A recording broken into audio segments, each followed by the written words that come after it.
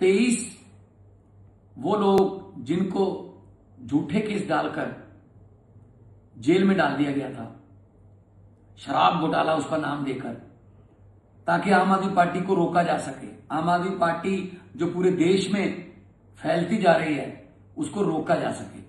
आज उसका फैसला आया है और सबको बरी कर दिया गया है। सच का सूरज निकला है। रात अगर लंबी हो जाए इसका मतलब ये नहीं कि सूरज मर गया। सूरज निकलता है, सच का सूरज हमेशा निकलता है। तो मैं बधाई देना चाहूंगा उन लोगों को जिन्होंने दुआएं की, क्योंकि दुआओं का असर होता है, जिन्होंने मन्नतें मांगी, और उन लोगों को बहुत बहुत बधाई देना चाहूंगा जो देश में ईमानदार राजनीति के समर्थक हैं। आज कोर्ट ने फैसला सुनाया तो उसके बाद सीबीआई की कार्यशैली पर क्वेश्चन मार्क उठने लगे हैं। क्या आकाओं के कहने पर किसी को भी अंदर कर देते हैं? इलेक्शन के समय किसी को भी अंदर कर दो। हमारी पूरी आम आदमी पार्टी की डिसीजन मेकिंग टीम को अंदर कर दिया गया ताकि वो दिल्ली की इलेक्शन को अच्छे तरीके से ना लड़ सकें। दिल्ली जीतनी है। ऐसे सत्ता जो है मिल तो जाएगी लेकिन ज्यादा देर रहेगी नहीं। ऐसे एक ना एक दिन तो सच बाहर आ ही जाता है। हुकूमत वो करते हैं जिनका दिलों पर राज होता है। यूं कहने को तो मुर्गे के सर पे भी ताज होता है। अरविंद केजरीवाल लोगों के दिलों पर राज करते हैं, इसीलिए लोग उनके साथ हैं। चाहे गुजरात, चाहे पंजाब, चाहे गोवा, मध्य प्रदेश, जहां भी जाते हैं लोग अरविंद केजरीवाल को देखने आते हैं, सुनने आते हैं, क्योंकि वो सच बोलता है। और हमने कोई पार्टी पैसे कमाने के लिए नहीं बनाई थी।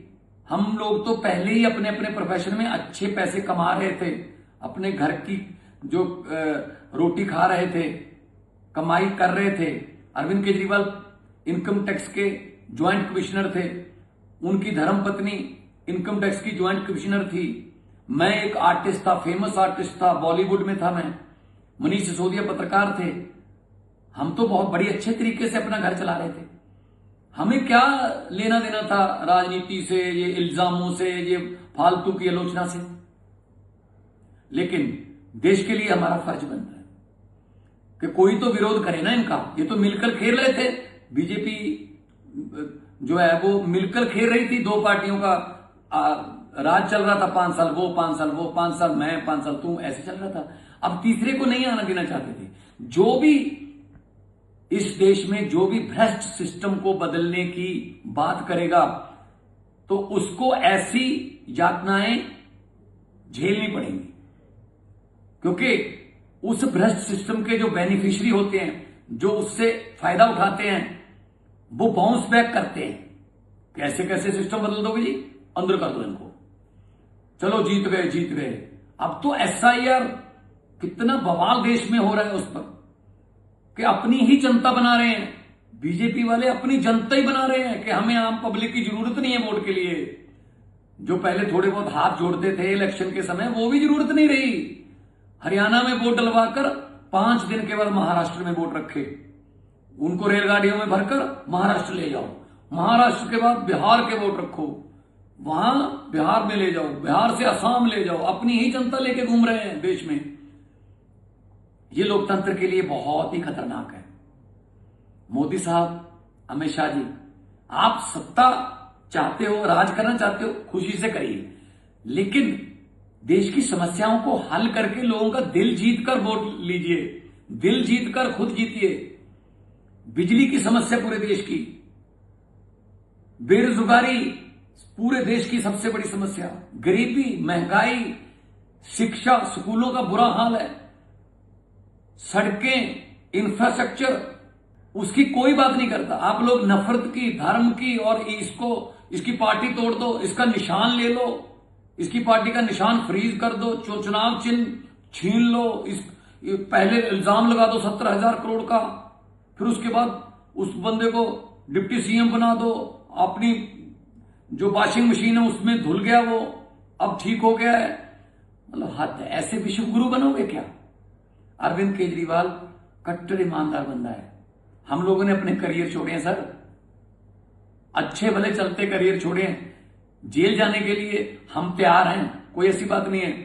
हम वो पत्ते नहीं जो शाख से टूटकर गिर जाएंगे, हम वो पत्ते नहीं जो शाख से टूटकर गिर जाएंगे। आंधियों को कह दो अपनी औकात में रहें। हम लोग देश के लिए लड़ रहे हैं सर। हम लोगों को देश चाहिए नंबर 1। ये घोटाला नंबर 1, ये इधर की तिकड़मबाजी वो ये नहीं चाहिए हमें। शहीद आजम भगत सिंह को कभी भी चिंता नहीं थी इस बात की कि आजादी आएगी या नहीं, आजादी मिलेगी या नहीं, लेकिन उनको इस बात की बहुत चिंता थी कि आजादी के बाद देश कौन से हाथों में जाएगा। और उनकी चिंता बिल्कुल सही साबित हुई है। भगत सिंह ने अपनी एक चिट्ठी में लिखा था, जो चिट्ठियां भगत सिंह की चिट्ठियों की किताब है, उसमें लिखा था कि इश्क करना सबका पैदाइशी हक है, क्यों ना इस बार वतन की सरजमी को महबूब बना लिया जाए। वतन की सरजमी को महबूब मानने वाले उन लोगों की आत्माएं तड़प रही होंगी जब वो देख रहे होंगे कि ये आजादी है, ये आजादी मिली है हमें। रिश्वत चल रही है, करप्शन चल रही है, कचहरियों में लोग धक्के खा रहे हैं, खज्जल खुआर हो रहे हैं, कोई नहीं पूछता। नौकरी के लिए पैसा, पेपर लीक हो रहे हैं, पता नहीं कौन कौन से जो बच्चे हैं वो कौन कौन से हालातों से निकल के पढ़ रहे हैं, लेकिन पता चलता है एक रात पहले पेपर लीक हो गया, बड़े बंदे पेपर खरीद के ले गए और नौकरियां भी ले गए। ये अच्छा नहीं है मोदी जी, ये अच्छा नहीं है अमित शाह जी। आप लोग देश चला रहे हो, लेकिन जिस तरीके से चला रहे हो उस पर आपत्ति है। आप दबंगई तरीके से देश को चला रहे हो, डेमोक्रेटर बन गए हो आप, डेमोक्रेटिक तरीके से चुने हुए डिक्टेटर। ये अच्छा नहीं है। लंबे सफर को मीलों में मत बांटिए, कौम को कबीलों में मत बांटिए।